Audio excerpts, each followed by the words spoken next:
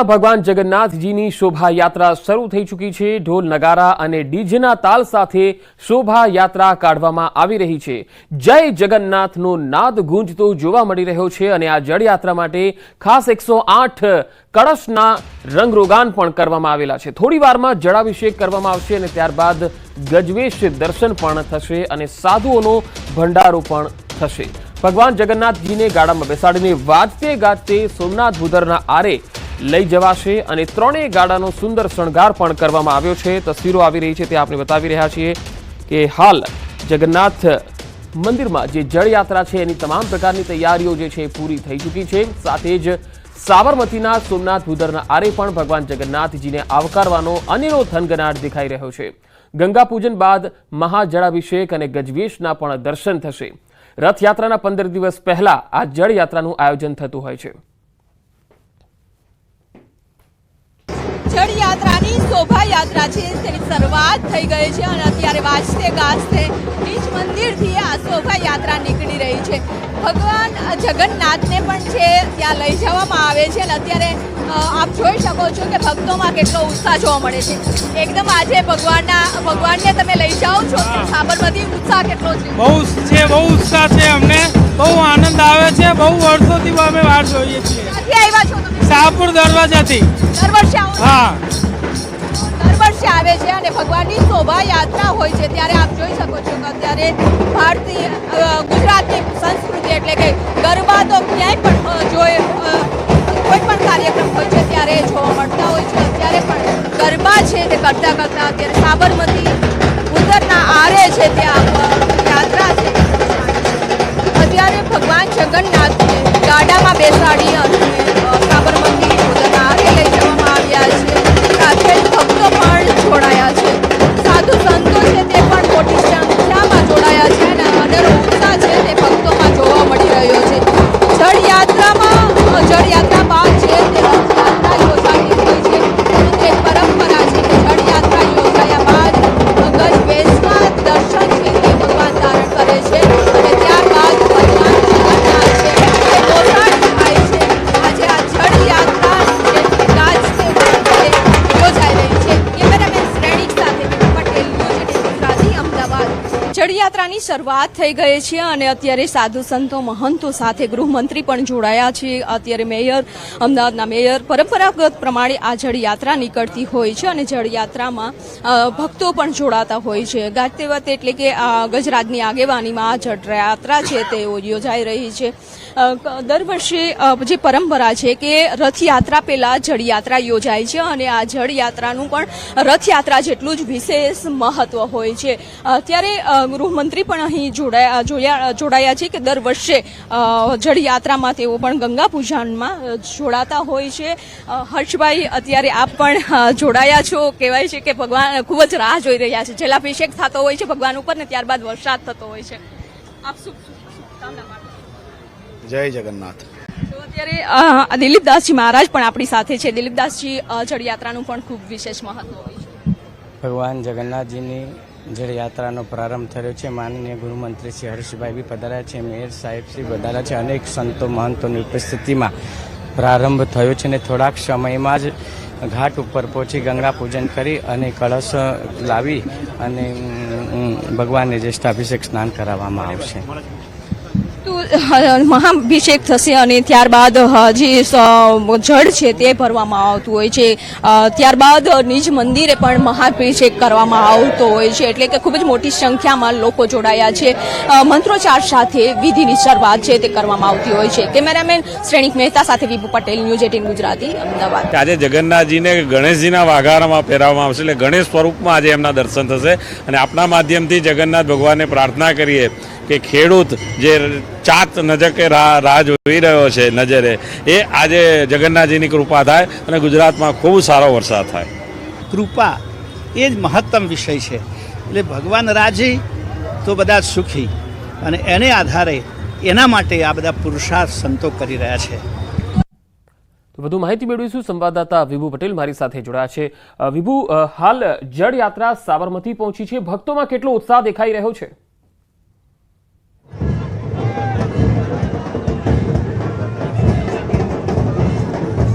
પંકજ, સાબરમતી ભૂદરના આરે પણ પહોંચ્યા છીએ અને સાથે સાથે શોભાયાત્રા પણ સાબરમતી ભૂદરના આરે છે તે પહોંચી ગઈ છે. 108 કળશ ગજરાજની આગેવાની, ધજા પતાકા, મોટી સંખ્યામાં ભક્તો અને બગીઓમાં સાધુ સંતો સાથે આ જે શોભાયાત્રા છે તે સાબરમતી ભૂદરના આરે છે તે પહોંચી છે. ખૂબ જ ઉત્સાહ છે જોવા મળી રહ્યો છે, કારણ કે જે રથયાત્રા જેટલું જ જળયાત્રાનું પણ મહત્વ હોય છે અને આ જળયાત્રામાં તમામ લોકો છે ખૂબ જ ઉત્સાહથી જોડાતા હોય છે. આ સાબરમતી સોમનાથ ભૂદરના આરા ઉપર હવે ગંગા પૂજન છે તે શરૂ થશે. મંત્રોચ્ચાર સાથે પૂજા વિધિ કરવામાં આવશે, જેમાં ગૃહમંત્રી હર્ષ સંઘવી સાથે સાધુ સંતો, મહંતો, ભક્તો છે તે મોટી સંખ્યામાં જોડાશે. એટલે કે અત્યારે તમામ લોકો છે સાબરમતી ભૂદરના આરા પર અહીં પહોંચ્યા છે. વાજતે ગાજતે શોભાયાત્રા થઈ છે. 108 કળશ છે ને આ 108 કળશમાં પણ જળ ભરવામાં આવશે અને એ જળ છે તે ફરી વાજતે ગાજતે નિજ મંદિર લઈ જવામાં આવશે કે જ્યાં ભગવાન જગન્નાથનો જલાભિષેક કરવામાં આવશે. મહાજલાભિષેક બાદ વર્ષમાં એક જ વખત ગજરાજના વેશમાં ભગવાન જગન્નાથના દર્શન થતા હોય છે અને એક દર્શનનો લાવો પણ લેવો ખૂબ જ મહત્વનો હોય છે.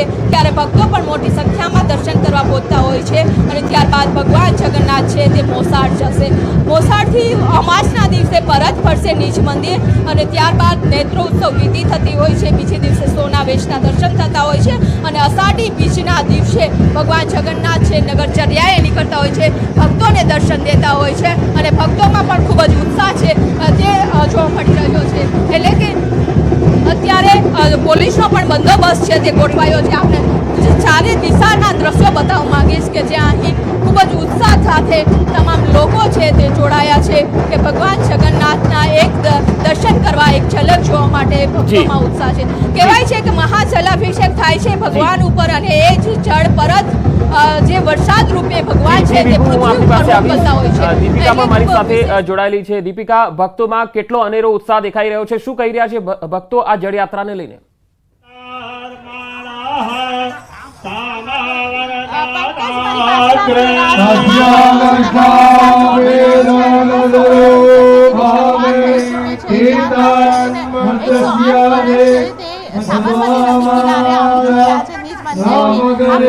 નીકળ્યા હતા અને બસ અત્યારે ધજા પતાકા અને સાથે જે શોભાયાત્રા નીકળી હતી, તમામ ભજન મંડળી હતી તે સાબરમતી નદી કિનારે આવી ચૂકી છે અને પૂજન વિધિની શરૂઆત થઈ ચૂકી છે. સૌથી મહત્વની વાત એ છે કે થોડી વારની અંદર આ તમામ જે પૂજન વિધિની શરૂઆત થઈ છે અને તેમાં ખાસ કરીને રાજ્યના ગૃહમંત્રી હર્ષ સંઘવી પણ આવશે. તમામ લોકોમાં ઉત્સાહ બેવડાયો છે. ત્યારે આપ જોઈ રહ્યા છો કે 108 કળશને ખાસ કરીને અહીં સાબરમતી નદી કિનારે લાવી દેવામાં આવ્યા છે અને જે પ્રકારે પૂજન વિધિની શરૂઆત થઈ ચૂકી છે, ગંગા પૂજન કરવામાં આવશે અને આ જ જળથી જે આપ 108 કળશને જોઈ રહ્યા છો કે જેને પીળું કપડું બાંધવામાં આવ્યું છે, ઉપર આસો માલાઓ છે અને શ્રીફળ છે, તો કહી શકાય કે શુકન બંધો આજનો દિવસ અને તેમાં પણ પૂજન વિધિ અને શાસ્ત્રોક્ત વિધિ પ્રમાણે શાસ્ત્રમાં જે પ્રકારે લખાયું છે તે જ પ્રકારે વિધિ કરવામાં આવી રહી છે. ગંગા પૂજન કરવામાં આવી રહ્યું છે. તમામ 108 કળશની અંદર ખાસ કરીને સાબરમતી નદીનું પાણી છે તે ખાસ કરીને આ 108 કળશમાં થોડું થોડું ભરવામાં આવશે. એવું કહેવામાં આવે છે કે સાબરમતી નદી કિનારે ગંગાને આવાહન કરવામાં આવશે. તમે અહીં બિરાજો અને ખાસ કરીને 108 કળશની અંદર તમે બિરાજીને ભગવાન જગન્નાથનો આજે જે જળાભિષેક કરવામાં આવે છે તો તે વિધિમાં આપ સંમલિત થશો. તો તે પ્રકારનું આવાહન ખાસ કરીને ગંગા પૂજન દરમિયાન ગંગાજીને કરવામાં આવે છે અને આપ જોઈ રહ્યા છો કે પૂજન માટેની શરૂઆત થઈ ચૂકી છે. તમામ યજમાનો છે તે ગોઠવાઈ ચૂક્યા છે. બસ મહાનુભાવોની રાહ જોવાઈ રહી છે. જે આપ સીટ ખાલી જોઈ રહ્યા છો, જ્યાં સોફા ખાલી જોઈ રહ્યા છો, ત્યાં થોડી વારની અંદર અમદાવાદના મેયર પ્રતિભા જૈન છે તેઓ આવવાના છે. સાથે મેં ગૃહમંત્રીની વાત કરી હર્ષ સંઘવી તેઓ આવવાના છે. પૂર્વ સીએમ જેઓ હતા, પૂર્વ ડેપ્યુટી સીએમ જેઓ હતા નીતિન પટેલ તેઓ પણ આવવાના છે. તો પરિવાર સમેત તમામ લોકો આવવાના છે અને તમામ પ્રકારની જે તૈયારીઓ છે તેમને આવવાની તે માટેની તૈયારીઓ શરૂ થઈ ચૂકી છે.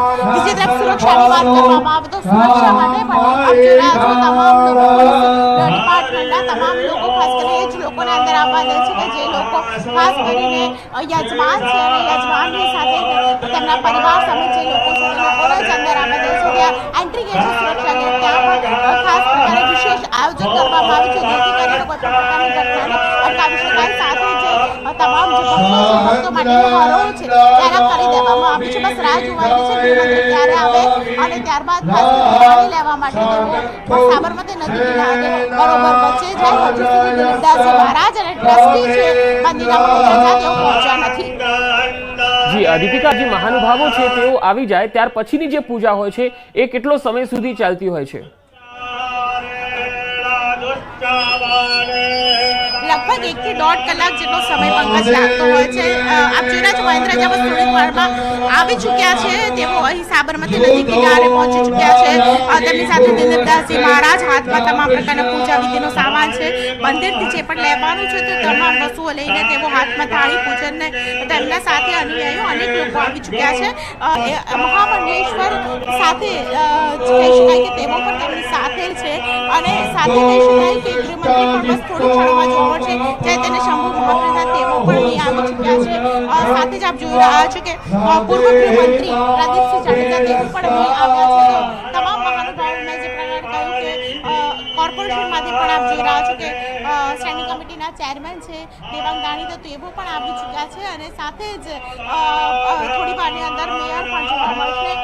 તમામ મહાનુભાવોની હાજરી જોવા મળી રહી છે. પૂજન વિધિની અંદર કોઈ પણ પ્રકારની પચાસ ન રહી જાય તે પ્રકારની તમામ તૈયારીઓની શરૂઆત છે કરવા દેવામાં આવી છે. ગંગા પૂજન છે તેની શરૂઆત થઈ ચૂકી છે. હવે ગંગા પૂજનનો અંત ક્યારે આવશે જ્યારે સાબરમતી નદી કિનારેથી બરોબર વચ્ચે ટ્રસ્ટી શ્રી છે તેઓ જશે અને ત્યાંથી જી દીપિકા, હું આપની પાસે આવીશ, આપ અમારી સાથે જોડાયેલા રહેશો. તો જે આપ તસવીરો જોઈ રહ્યા છો તે સોમનાથ ભૂદરના આરેથી આવી રહી છે. આ તસવીરો જેમાં મહાનુભાવોનું આગમન થઈ રહ્યું છે.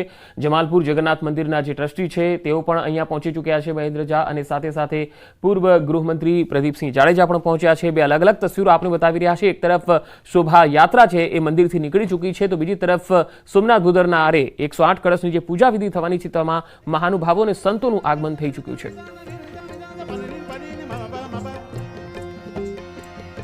આ તરફ યાત્રાધામ અંબાજી મંદિરમાં ભક્તોનું ઘોડાપૂર ઉમટ્યું છે. જેઠ સુદ પૂર્ણિમાએ ભક્તોની ભારે ભીડ દેખાઈ રહી છે.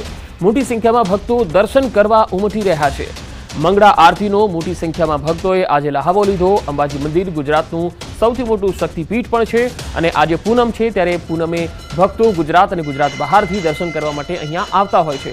ત્યારે આજે મંગળા આરતી જ્યારે શરૂ થઈ હતી ત્યારે મોટી સંખ્યામાં ભક્તો આ મંગળા આરતીનો લહાવો લેવા માટે આવ્યા.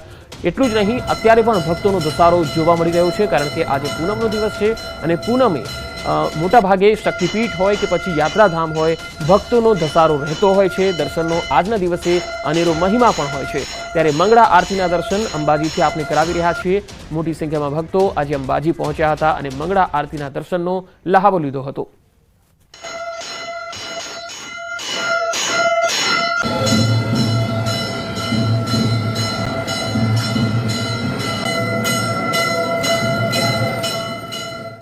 સવારે 10 વાગ્યા સુધી 9 જિલ્લામાં વરસાદની આગાહી છે. હવામાન વિભાગે સવારે 10 વાગ્યા સુધીની આગાહી કરી, જેમાં સૌરાષ્ટ્ર, દક્ષિણ ગુજરાતના 9 જિલ્લામાં વરસાદ થઈ શકે છે. સૌરાષ્ટ્રના કાંઠાના વિસ્તારો જેવા કે ગીર સોમનાથ, અમરેલી અને ભાવનગર ઉપરાંત મધ્ય ગુજરાતના આણંદ અને વડોદરામાં પણ વરસાદની સંભાવના છે. ભરૂચ, સુરત, નવસારી, વલસાડ, દમણ અને દાદરાનગર હવેલીમાં પણ વરસાદની સંભાવના છે.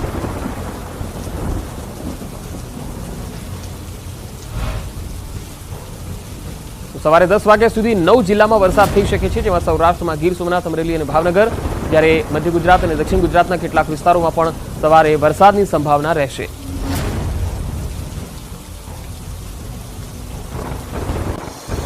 વલસાડ જિલ્લામાં વરસાદી માહોલ છવાયેલો છે. તમામ તાલુકામાં વરસાદ પડી રહ્યો છે. વાપી અને વલસાડમાં વહેલી સવારથી જ વરસાદ છે.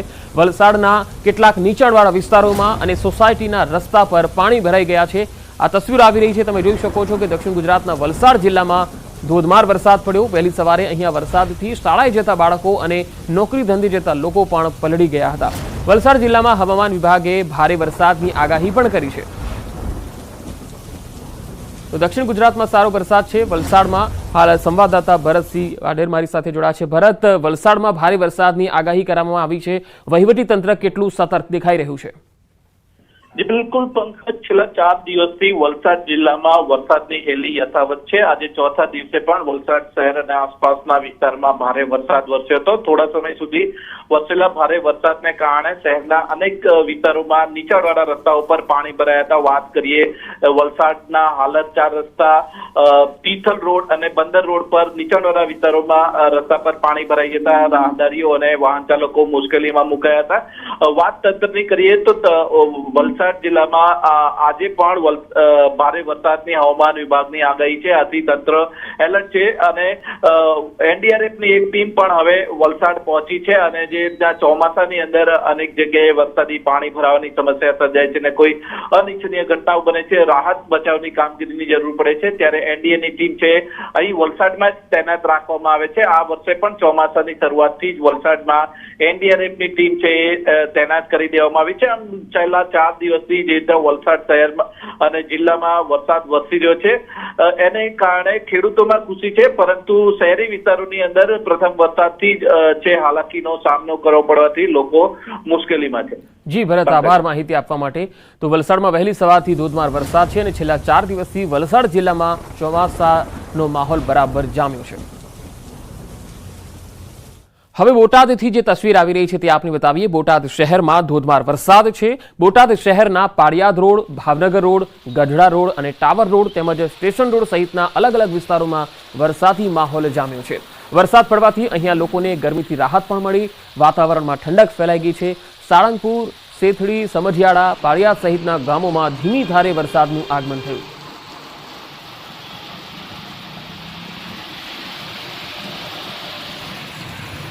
ગુજરાતમાં 7 દિવસ ભારે પવન અને ગાજવીજ સાથે વરસાદ તૂટી પડશે.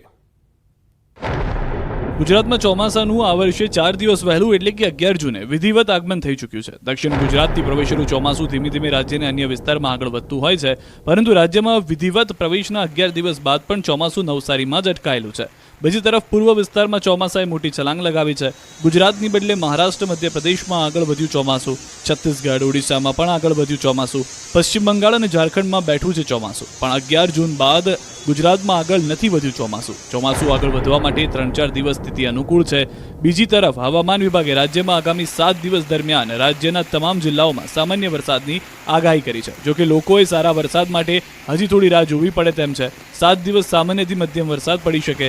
40 થી 45 કિલોમીટર પ્રતિ કલાકની ઝડપે પવન ફૂંકાશે. હાલમાં રાજસ્થાનના દક્ષિણ પશ્ચિમ ભાગમાં સાયક્લોનિક સર્ક્યુલેશન સક્રિય થયું છે. તેના કારણે સમગ્ર ગુજરાત રાજ્યમાં વરસાદની શક્યતાઓ છે. આ ઉપરાંત દરિયાકાંઠાના વિસ્તારોમાં 35 થી 45 કિલોમીટર પ્રતિ કલાકની ઝડપે પવનો ફૂંકાશે. તેના કારણે ગુજરાતના ઉત્તરીય અને દક્ષિણી ભાગના દરિયાકાંઠામાં માછીમારોને દરિયો ન ખેડવા સૂચના આપવામાં આવી છે.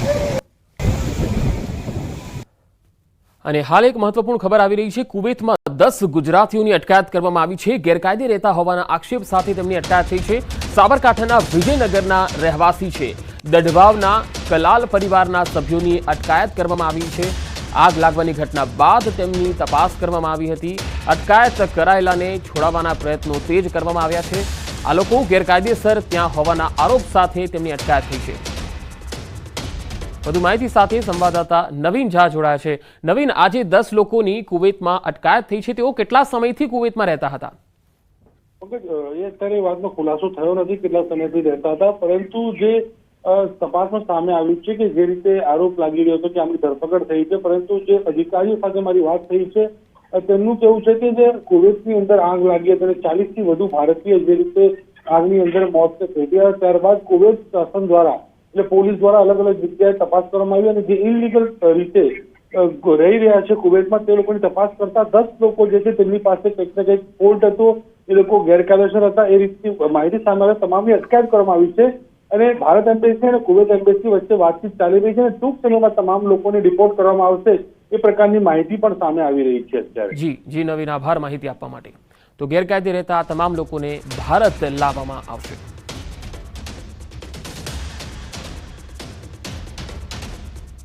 આગળ વધુ સમાચારો પર નજર કરીશું. હાલ રોકાઈશું એક વિરામ માટે.